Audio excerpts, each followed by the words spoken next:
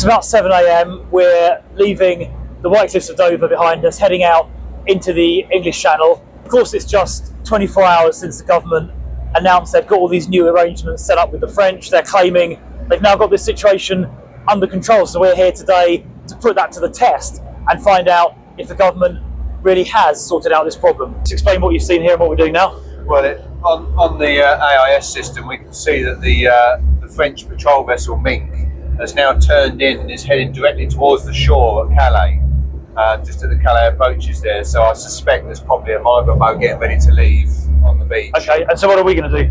Well, we're heading in behind it, and we're going to just try and see if we can see what it's looking at and see if it is a migrant boat. We'll see what's going on. Great. So we can see the migrant boat in the water, absolutely rammed full of illegal immigrants crossing the channel, and then we see right next to it French warship shadowing it across, not making any attempt to stop it at all. And that French warship's been with it, I think, for about 3 hours now. They could have stopped that illegal migrant boat near the French shore if they'd chosen to, like the Belgians do, like the Australians do. They could have stopped it, but instead they're just shadowing it across, escorting it towards British waters. They've been sailing for about 3 hours now, I understand. About 2 more hours, they'll be in British waters. And all the French are doing, massive French warship there, and all they're doing is acting as an escort, not making any attempt to stop that illegal migrant boat whatsoever. So we've just discovered another boat full of illegal immigrants crossing the channel. We found the first one about 10 minutes ago, and here we are. There's another one just over there, probably a couple hundred meters from where we are. Another French vessel shadowing it, probably a few hundred meters behind. Once again, the French vessel making no attempt at all to stop that illegal migrant boat. They could have stopped it near the French shores, as the Belgians do, the Australians do. No attempt at all. The government's new deal they announced yesterday is obviously having no effect whatsoever on I can't see how many people there. It looks like there are 70 or 80 people on that dinghy bobbing over there.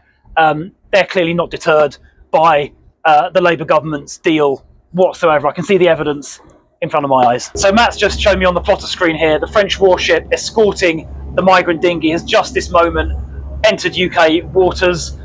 So unfortunately, that's another 80 odd illegal migrants that are now going to be paid for by the British taxpayer. Thank you very much, France, for that.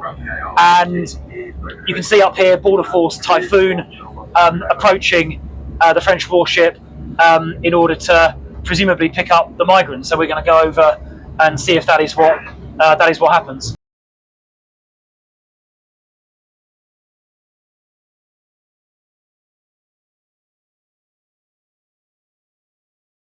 Because look, it's literally right that you can. This is really exactly what's happened. French vessel there, massively packed boat full of migrants.